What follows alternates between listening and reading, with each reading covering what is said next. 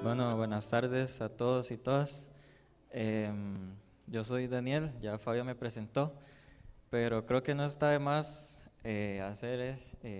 seguir con la presentación, porque creo que cuando una persona habla hay que saber desde dónde habla y quién es. Eh, Creo que a partir de lo que voy a hablar es importante decir desde dónde voy a hablar. Voy a hablar como estudiante, voy a hablar como estudiante de filosofía de tercer año, voy a estar hablando como estudiante de teología de primer año en la Universidad de Montemorelos. Dicho esto, también voy a aclarar un segundo punto. Y el segundo es que lo que yo voy a hacer ahora no es una prédica, no es un sermón. Lo que yo voy a hacer a continuación es una exposición de un tema, es una presentación de una problemática. Entonces, dicho estas dos aclaraciones, voy a compartir por acá la presentación que he preparado para el día de hoy. No sé si se estará viendo, no sé si se estará viendo ya. Si no, yo voy a ir haciendo una introducción del tema. Yo escribí la introducción porque quiero que estemos muy claros en el ámbito en el cual nos vamos a estar moviendo. Ya el desarrollo lo voy a hacer de una manera más fluida, pero la introducción la voy a leer para que estemos claros desde dónde vamos a estar abordando la problemática. Bien. Al menos debemos tener claro dos acepciones de la palabra fe. En cuanto que siendo la primera una definición de acuerdo a la rama de la filosofía de la religión, una definición ortodoxa, es decir, una visión clásica y aceptada por todo el conjunto de denominaciones e instituciones cristianas. La escrita en Hebreos, es decir, si nosotros vamos a Hebreos y vemos una definición de la palabra fe, dice que fe es creer en algo en lo que no se ve, o certeza en lo que no se ve. Bien, esa es la definición clásica de la fe. Y la segunda es la que estaremos manejando el día de hoy, que la podríamos definir como justificar una determinada creencia bajo conceptos lógicos y estructurados, es decir, una fe razonada. Teniendo presente estos dos conceptos, quizá nos podríamos acercar a alguno de los dos, tratando de no pecar y caer en un falso dilema. La idea no es esa de caer en un falso dilema, de escoger uno de los dos. La mayoría de cristianos afirma tener una fe en un Dios y en un libro bajo la primera definición, es decir, bajo la definición en Hebreos, en una certeza en lo que no se ve. Es decir, que creen, pero no saben por qué. Esto significa no pueden justificar su sistema de creencias bajo conceptos racionales, o mejor dicho, utilizando un método. Esa es la palabra, utilizando un método. Y esto está muy bien, no es que esté mal. Teniendo una fe como la descrita en Hebreos, eliminan de su vivir el problema intelectual y existencial de querer justificarlo todo, hasta la misma justificación. Es decir, bajo mi concepción, son más felices. Sin embargo, existimos personas a las cuales no se les ha sido otorgado el don de la fe descrita en Hebreos, una fe ciega, sino que quieren justificar sus creencias, algunas, entre paréntesis, y la existencia de Dios no es la excepción. En su búsqueda por querer justificar la misma, interactúa con personas que tienen fe ciega, siendo que éstas son mayoría, y su aportación no es siquiera nada. Más bien alejan al inquieto interlocutor de la búsqueda de la verdad. Es por ello que la presente exposición voy a esbozar los errores de quienes afirman con valor tener fe ciega y, según sus concepciones, tener una defensa de su fe digna de recompensas, siendo estas defensas errores de razonamiento. Para ello utilizaremos la filosofía, por cuanto saber que aspira a la búsqueda de la verdad, en cualquier ámbito, bajo justificaciones racionales, siguiendo la definición ilustrada, que es lo que busca aquel sincero ser perdido en un bar inverosímil. Bien, ahora sí voy a tratar de compartir. La verdad no sé si se estará viendo porque ya estoy compartiendo. Sí, ahí está en grande ya.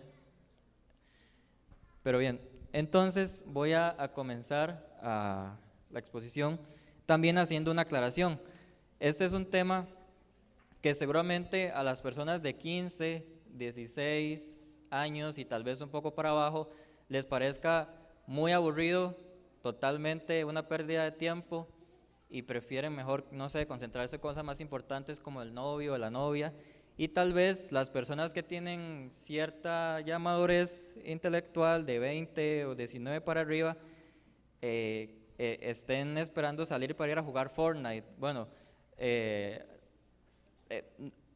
digo porque es un tema para un determinado tipo de público, por eso hago la excepción por si alguno se duerme, está ya justificado.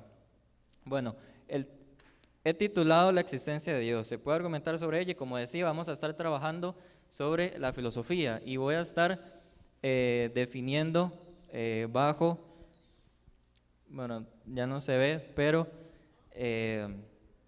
en esta herramienta y voy a utilizar dos definiciones que van a ser las que voy a utilizar porque son a ver, cuando tratamos de definir filosofía no podemos tener una definición absoluta o una definición perpetua, sino que esta depende de lo que se vaya a trabajar. Y ahora yo voy a estar trabajando bajo la herramienta de la lógica o bajo la herramienta de la filosofía del lenguaje. Bien, ahí yo estoy ya proyectando una definición que es la de Bertrand Russell, que dice que el objetivo de la filosofía, sostiene, radica en el análisis y en la elucidación de principios y conceptos de la ciencia natural. Su esencia es lógica y el análisis lógico del lenguaje. Voy a ir un poco rápido porque esto es un tema muy largo que da para mucho. Y la segunda definición, que es Wittgenstein como el padre de la filosofía del lenguaje, dice que la filosofía entendida de modo tradicional, entendida como una doctrina acerca de lo real, consta de sinsentidos. La única forma de hacer filosofía es la de mostrar los límites del discurso, mostrar los límites de lo que puede ser conocido expresadamente mediante el lenguaje. Dice Wittgenstein, de lo que no podemos hablar es mejor hacer silencio, quedarnos callados. Y vamos a ver de qué es lo que nos debemos quedar callados. Bien, voy a ir rápido. Ahora, dentro del mundo cristiano, no se ve, está muy oscuro, pero dentro del mundo cristiano hay un movimiento que se llama apologética. La apologética no es una rama de la filosofía, es una rama de la teología cristiana. Y voy a estar utilizando algunas citas de William Lane Craig, que es el filósofo más famoso en esta parte de la apologética, de la defensa cristiana. Dice William Lane Craig, apología, del griego apologia, una defensa, es esa rama de la teología cristiana que busca proporcionar una justificación racional para los reclamos de la verdad de la fe cristiana. Es decir, que la apologética es una rama de la teología cristiana que busca una justificación a todo ese conjunto de creencias cristianas. Sigue diciendo Craig que la apologética moldea la cultura. ¿Por qué? Dice también en este consejo que los cristianos deben ver más allá de su contacto evangelístico inmediato para comprender una visión más amplia del pensamiento y la cultura occidentales. Me quedo con esta frase, que los cristianos deben ver más allá de su contacto evangelístico inmediato. ¿Qué es un contacto evangelístico inmediato? Ir a tocar puertas, hacer campañas evangelísticas donde se bautizan 100 personas, 200, todos felices, todos contentos. Esto es evangelismo inmediato. Sin embargo, el cristiano debe ver más allá de jugar, no de jugar, sino de promover solamente este tipo de evangelismo que se basa en, digamos, llamémoslo la emoción. Dice que el sello distintivo. Ahora, ¿por qué? ¿Por qué debe ver el cristiano moderno, occidental, más allá de su contacto evangelístico inmediato? Porque hoy somos herederos de la ilustración, somos herederos de la modernidad. Y dice Craig que el sello distintivo de la ilustración era el pensamiento libre. es decir, la búsqueda del conocimiento por medio de la razón humana sin restricciones, es decir, que ilustración, sí que después del Renacimiento, antes del Renacimiento nos encontramos con la Edad Media, donde el conocimiento está mediado por la institucionalidad religiosa, es decir, no se podía hacer ciencia, no se podía hacer filosofía o la búsqueda del conocimiento libremente, sino que todo tenía que partir de la base de Dios. Y a partir de la ilustración y de la modernidad, eso es algo que cambia. Y ahora no se hace conocimiento partiendo de la base de que Dios existe, sino que ahora se crea conocimiento a partir de la base de que Dios no existe. Y nosotros somos herederos de esta tradición, de la tradición ilustrada, de la tradición moderna, en la cual Dios ya no juega un papel importante en la búsqueda del conocimiento. Y es por eso que es importante la apologética. Ahora, debemos tener tres puntos de actitud para acercarnos a esta problemática. Y la primera es la honestidad intelectual. Y durante el desarrollo de la presentación vamos a ver por qué es necesaria una honestidad intelectual. Ser consciente de su ignorancia y no tener prejuicios ante la problemática. Honestidad intelectual se une con no tener prejuicios ante la problemática en cuanto que, por ejemplo, si usted es una persona que cree en Dios y usted busca argumentos para defender la existencia de Dios, usted ya está teniendo una problemática, usted ya está teniendo un prejuicio, porque usted no está abordando la problemática completa, no está utilizando un método, sino que está utilizando bajo su prejuicio la búsqueda de un argumento que reafirme su creencia. Entonces ese es un problema y eso no es honestidad intelectual. Ser consciente de su ignorancia en cuanto que, por ejemplo, si usted no domina un tema, si usted no domina un ámbito y usted quiere aparecer en Esperanza TV o en Nuevo Tiempo, utilizando palabras rimbombantes que no conoce su significado, pero que suenan muy intelectuales, no, sea consciente de que su campo no es ese, porque por ejemplo, he visto muchos teólogos que utilizan palabras filosóficas muy mal, el área no es la filosofía, entonces utilizan mal ese marco conceptual.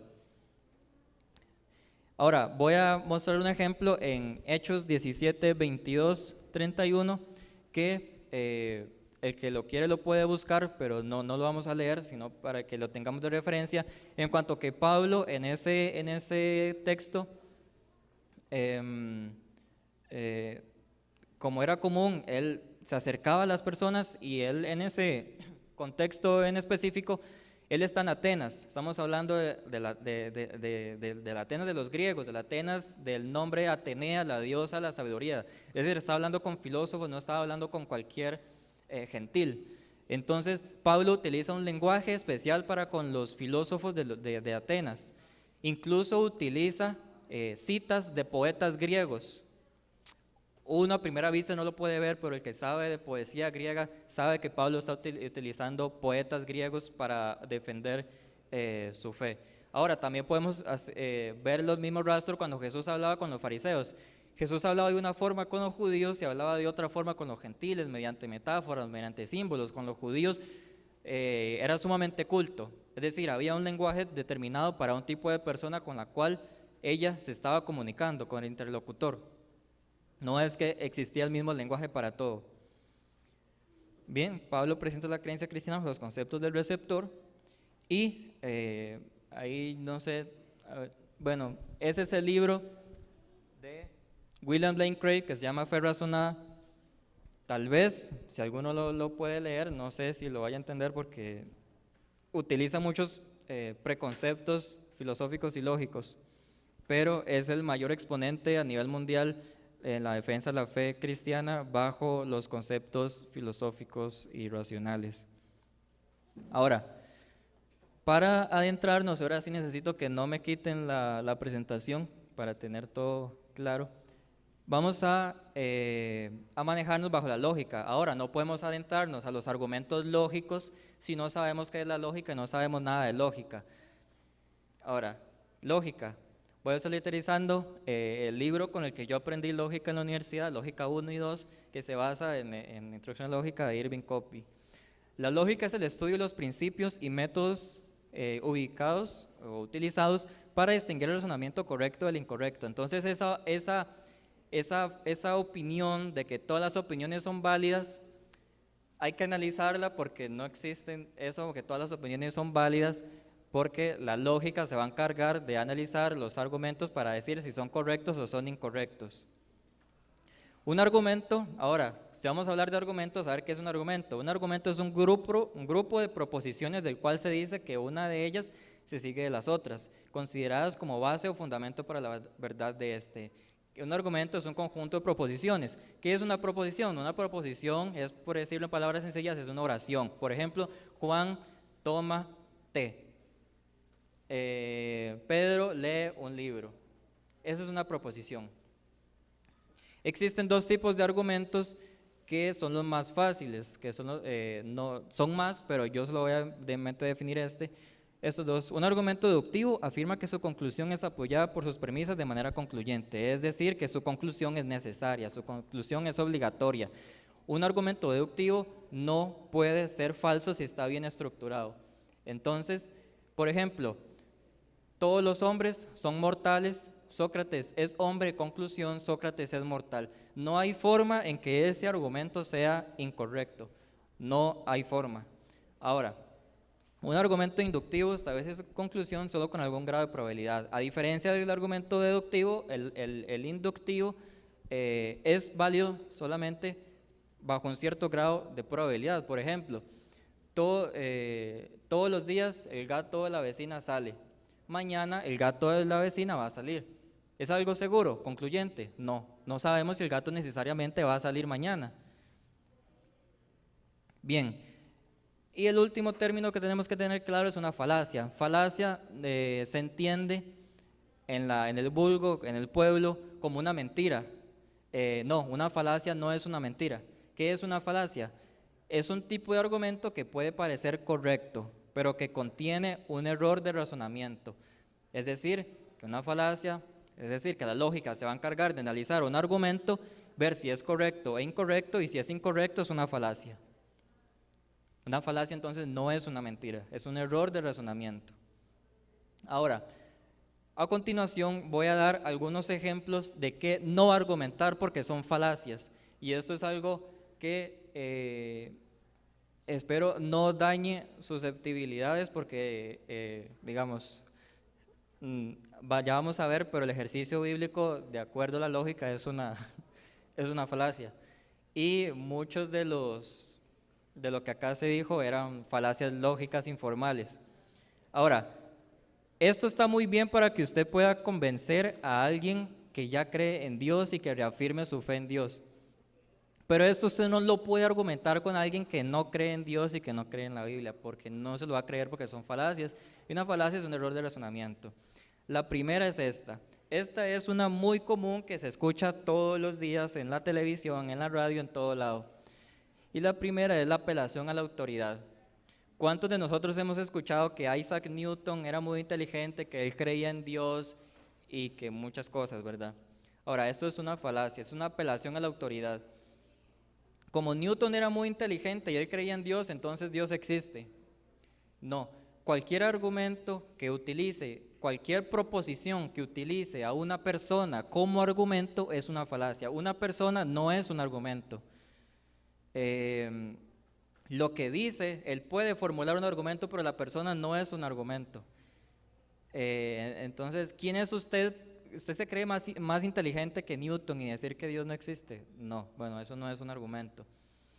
Igual es válido con los filósofos y teólogos medievales, modernos o contemporáneos o científicos que creen en Dios, digamos. E incluso estadísticamente este argumento no se sostiene. Seguidamente es la apelación a la emoción, en lo que se refiere a vivencias particulares de una experiencia religiosa. Una experiencia religiosa particular no es sinónimo de trasladar algo particular a algo universal. Por ejemplo, la característica de las partes de un todo no es el todo. Eso es un error de razonamiento pensar que la característica de las partes es una característica poseída por el todo. Entonces, una experiencia religiosa particular no es evidencia de algo universal y algo absoluto. Apelación a la ignorancia. Esta es muy común y creo que es de las peores que puede haber. Apelación a la ignorancia es lo que define Richard Dawkins como apelación a los gaps. Por ejemplo, no sabemos por qué una determinada rana es tan compleja y no la podemos explicar. Dios es la explicación. No sabemos cómo funcionan los agujeros negros en determinado contexto. Dios es la explicación. No sabemos X fenómeno científico. Dios es la explicación. Ahora, este hueco de ignorancia, donde somos ignorantes hasta ahora, lo tapan con el concepto de Dios. Y eso es una falacia, eso es una apelación a la ignorancia. Y este es un ejemplo muy claro que yo vi una vez que estaba viendo una serie de conferencias de la Universidad de Montemorelos, donde un científico adventista dijo lo siguiente. Bueno, antes de eso, para el que sabe un poco de física, sabe que existe algo llamado materia, energía oscura, lo cual no sabemos muy bien cómo funciona, sino que sabemos cómo interactúa con la materia, cómo es, entre comillas, por su forma en cómo interactúa con la materia común. Sabemos eso por eso. Pero dijo el científico adventista en esa conferencia: los científicos seculares están perdiendo el tiempo buscando la explicación por cómo la energía y la materia oscura funciona. Están perdiendo el tiempo. Nosotros los cristianos sabemos que es Dios el que está detrás.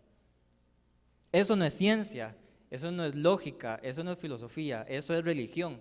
Y si queremos aproximarnos a una persona no religiosa, hay que dejar de lado esas falacias, porque eso está muy bien para un público que usted ya sabe que es cristiano.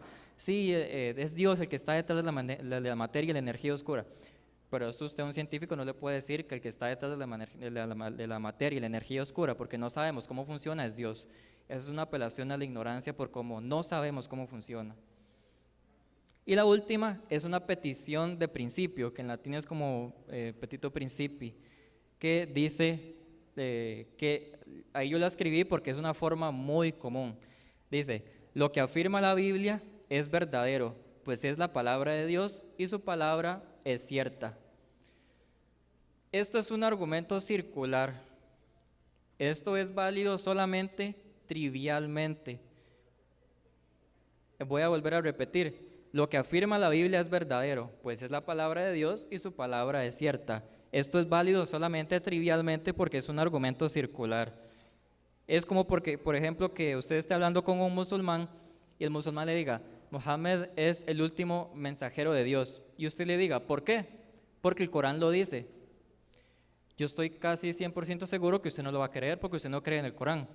Y eso es un argumento circular. Argumento que el Corán es verdadero porque el Corán lo dice. Yo no puedo decir que la Biblia es verdadera porque la Biblia lo dice. Eso es una falacia informal. Eso lógicamente es incorrecto. Y estos son falacias informales, pero acá yo iba a mostrar algunas formales, pero las voy a pasar. Para que no me quemen en la hoguera y solo dar argumentos en contra, voy a presentar que sí es posible argumentar bajo la lógica. Y ahora voy a utilizar, aquí, si usted está poniendo atención desde el principio y le interesa el tema y no se ha dormido, no está pensando en ir a jugar Fortnite, le aconsejo que ponga atención a este argumento, porque este argumento es el más fuerte que se sostiene hasta hoy en la alta intelectualidad de la filosofía. Para ello vamos a utilizar el argumento ontológico modal. Existen varios tipos de lógica y este argumento se basa en la lógica modal. ¿Qué es la lógica modal? La lógica modal es la lógica de la posibilidad y la necesidad, siendo posibilidad y necesidad dos modos de verdad y falsedad. Si usted ya se perdió, no se preocupe porque voy a ir definiendo y aclarando lo más pedagógicamente que esté a mi humilde razonamiento para que sea entendible. El creador de esto, o no el creador, sino el reformulador del argumento ontológico es Alvin Plantinga, que para mí es el mejor apologeta cristiano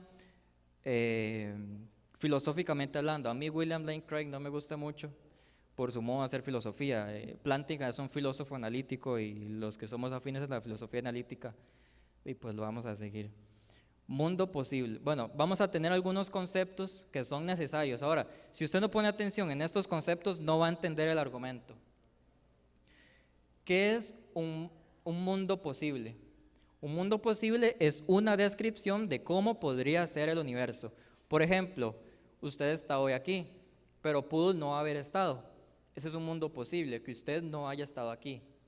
Por ejemplo, Juan va a leer un libro mañana. Un mundo posible es que no lo lea. Pero, ¿qué es un mundo real? Una descripción de cómo es el universo realmente. ¿Cómo es el mundo real? Que usted está aquí. Un mundo posible es que usted no esté aquí.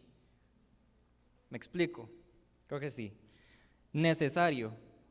Necesario es poseer una característica de manera obligatoria. Contingente es poseer una característica de manera no obligatoria. Por ejemplo, y voy a utilizar un ejemplo que leí hace unos días de la filosofía de la religión, que dice así, por ejemplo, Arnold Schwarzenegger. En un mundo posible, Arnold Schwarzenegger pudo ser carpintero. Él no necesariamente tuvo que ser físico-culturista. Él en un mundo posible pudo ser carpintero. Eso es una característica contingente. También, ¿qué puede ser una característica contingente? Que sea rubio. En otro mundo posible, él pudo ser cabello negro, pero en el mundo real es rubio. ¿Cuál es una característica necesaria? Que en todo el conjunto de mundos infinitos posibles es un ser humano. Es la característica necesaria para que sea en todos los mundos posibles. Creo que vamos bien hasta acá. Entonces, teniendo claro el concepto de mundo posible, mundo real, necesario y contingente, vamos a ver 3 premisas para ahora sí abordar el argumento en sí. El primero es este, que dice: Dios es el ser de máxima excelencia que posee todas las cualidades que son mejor tener que carecer. Este concepto, Dios es el ser de máxima excelencia. El conjunto de esas 2 palabras, máxima excelencia, es que Dios Dios es el ser de lo cual nada mayor puede ser pensado. Eso es lo que significa la máxima excelencia. Dios es el ser de lo cual nada más puede ser pensado. Que todas las cualidades y que todas sus cualidades, voy a explicar esto. Si es un ser de lo cual nada mejor puede pensarse, es que todas sus cualidades están orientadas al infinito, es decir, amor infinito, bondad infinita, poder infinito. Entonces, ¿qué es mejor? ¿Existir o no existir? Lo mejor es existir. Entonces, es decir, es un ser necesario. Y lo otro que tenemos que tener en cuenta es que no existen contradicciones entre sus cualidades. Por ejemplo, que la omnipotencia no es una paradoja, o que la omnipotencia sí es lógicamente posible con la omnisciencia. Ya vamos a ver más ejemplos. Su existencia, concluimos, es lógicamente posible, pero ya vamos a estar más adelante. Ahora sí, ese es el argumento. Voy a leerlo todo corrido y después me detengo a explicarlo. Y porque ya es muy tarde. Bueno. ¿Es posible que un ser máximamente grande exista? Si es posible que un ser máximamente grande exista, entonces un ser máximamente grande existe en algún mundo posible. Si un ser máximamente grande existe en algún mundo posible, entonces existe en todos los mundos posibles. Si un ser máximamente grande existe en todos los mundos posibles, existe en el mundo real. Por lo tanto, un ser máximamente grande existe en el mundo real. Por lo tanto, un ser máximamente grande existe, por lo tanto Dios existe. Seguramente hasta aquí usted no ha entendido nada, o espero yo que sí, pero voy a detenerme a explicar bien el argumento. Es posible que un ser máximamente grande exista, es decir, no se está diciendo ni que Dios existe ni que Dios no existe. Es posible, es decir, es una proposición condicional, es posible que un ser máximamente grande exista. Tenemos que preguntarnos qué es necesario para que algo exista. Si ustedes escuchan a los filósofos decir, esto no existe, usted no existe, la silla no existe, la guitarra no existe, ¿qué tiene que cumplir un ente para que exista? Que sea lógicamente coherente. Y el concepto, un ser máximamente grande, es un concepto lógicamente coherente. Ahora, esto es algo que nos llevaría a otro tema, pero el concepto, un ser de máximamente grande, es un concepto lógicamente posible.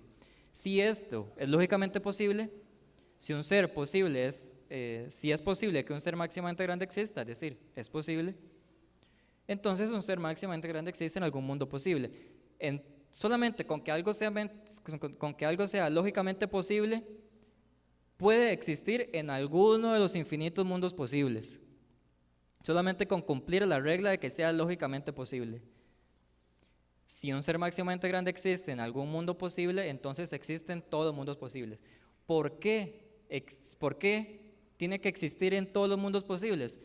Porque anteriormente habíamos visto que este ser máximamente grande es necesario. Y cuando un concepto es necesario, existe en todos los mundos posibles. Creo que aquí se salió. Creo que ya no se va a poder compartir, pero voy a seguir por acá. Si un ser máximamente grande existe en todos los mundos posibles, existe en el mundo real. Por obvias razones, si existe en todo el infinito mundos posibles, uno de esos mundos es el mundo real. ¿Cuál es el mundo real? El que estamos tocando. Por lo tanto, un ser máximamente grande existe en el mundo real.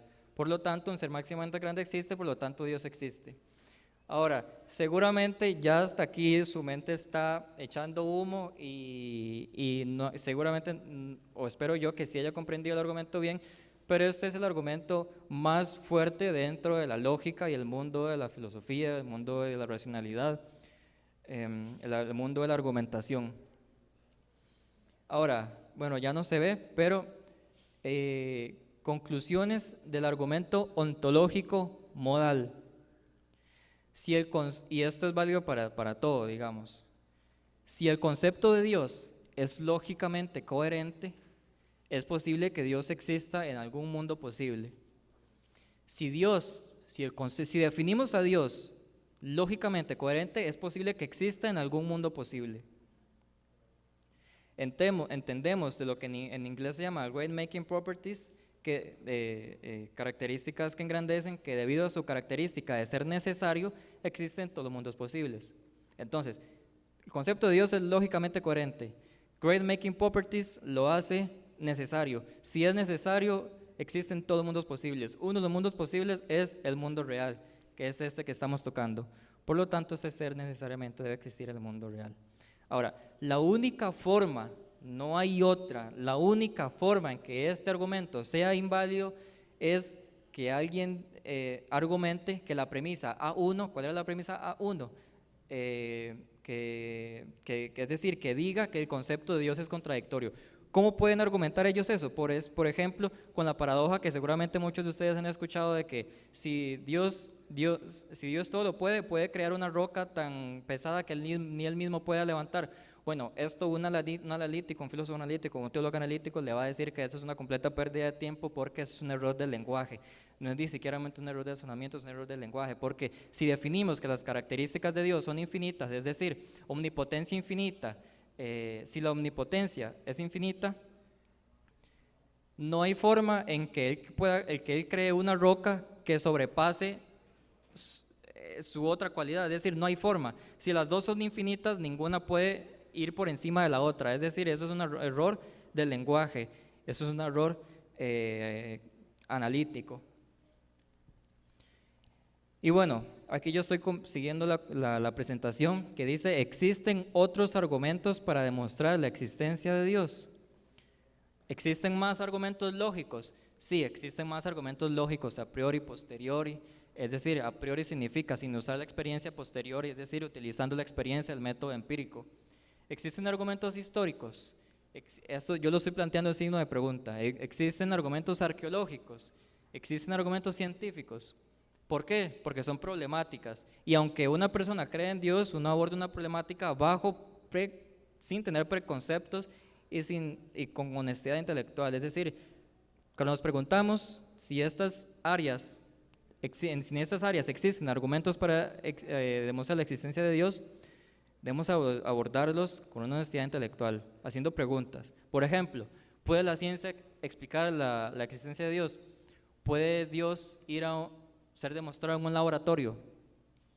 ¿Qué tan probable o qué tipo de argumento utiliza esa teoría para demostrar la existencia de Dios?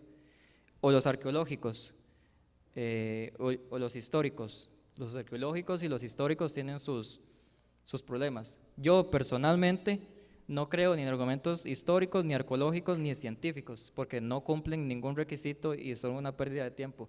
Los únicos argumentos que pueden ser válidos para quien se expresa son los lógicos, por diferentes motivos, que no van a ser abordados ahora. Conclusiones que podemos ir sacando. El problema de la existencia de Dios es muy complejo y no se limita a un crea y ya.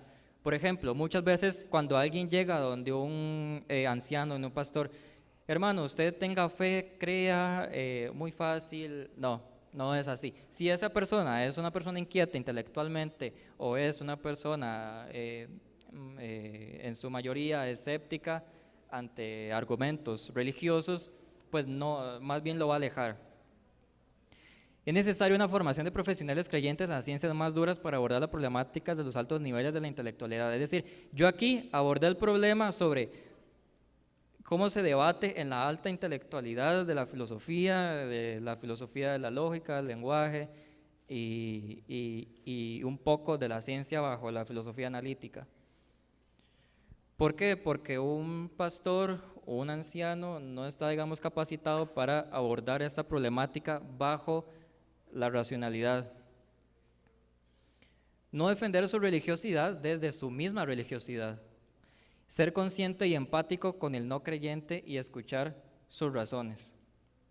Y como última conclusión, yo puse, creo que lo más importante es estudiar.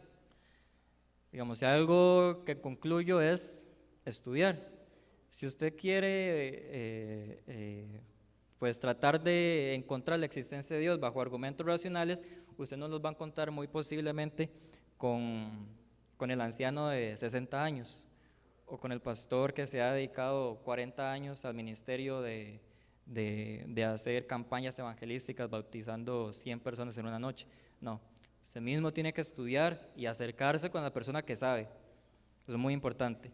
Entonces, como últimas palabras, así como Jesús o Pablo hablaban de una forma hacia gentiles, judíos, griegos, etc., es necesario hoy, si se busca abordar un determinado tipo de persona con el fin de atraerlo a mi fe, es necesario conocer su background y hablar su lenguaje. Al judío, hablarle como judío; al griego, hablarle como griego; al gentil, hablarle como gentil; y al intelectual, hablarle como intelectual. ¿Y cómo lo logro? Estudiando. Bueno, espero que haya sido de provecho para todos y todas y que, bueno, los motive a estudiar. Y muchas gracias por la invitación.